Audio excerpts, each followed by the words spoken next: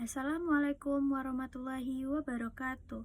Perkenalkan, nama saya Aiza Delviani dengan NIM 24002163. Pada video ini saya akan memenuhi sebuah tugas akhir kepemimpinan pendidikan. Baiklah, saya di sini akan mengambil sebuah buku yang berjudul yaitu Kepemimpinan Pendidikan dengan editornya yaitu Dr. Jubaidi, Dr. Umar Siddiq MAG, Dr. Andos Khairul Salim MPDI. CV Nata Karya. Di sini terdapat identitas buku yang saya buat, terdapat daftar isi.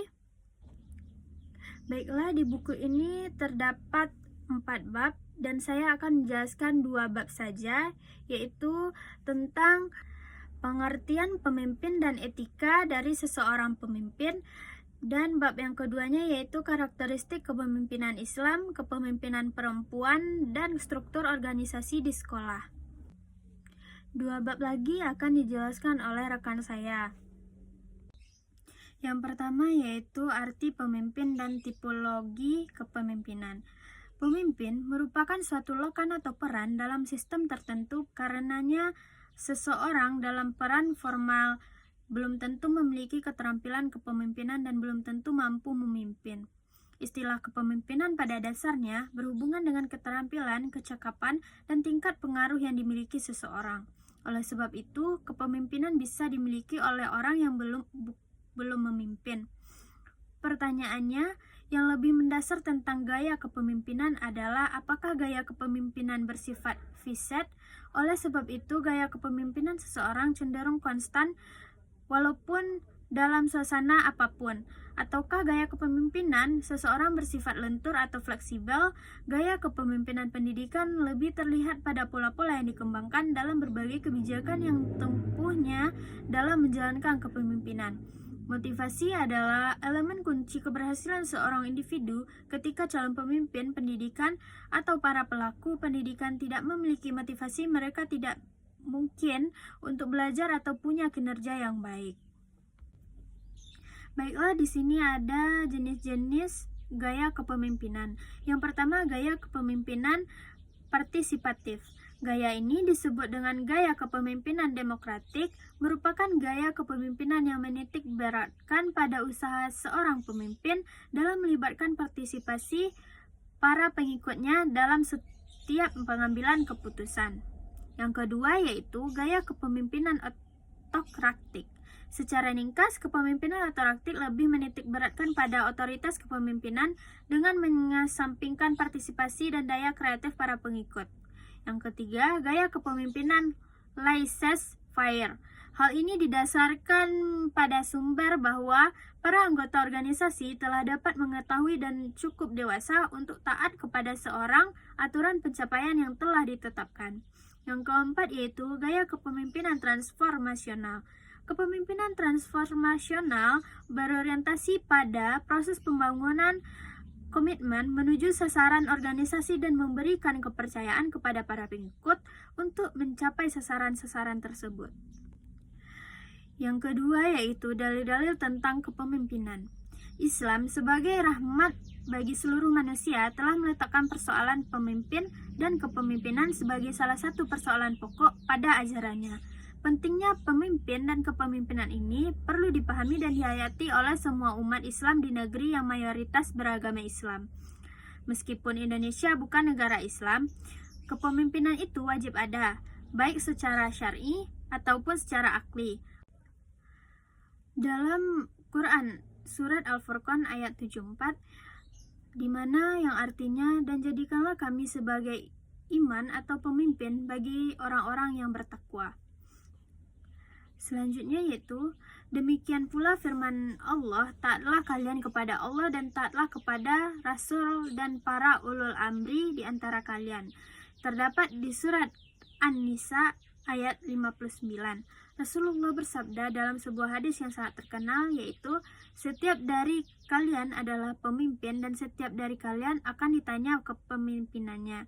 Dalam surat Al-Baqarah ayat 30, Al-An ayat 165 Shad ayat 26 dan Ali Imran ayat 26 menerangkan tentang kepemimpinan, yaitu Ibnu Rujaij berkata bahwa sesungguhnya para malaikat itu berkata menurut apa yang telah diberitahukan Allah kepadanya ihwal keadaan pencipta Adam.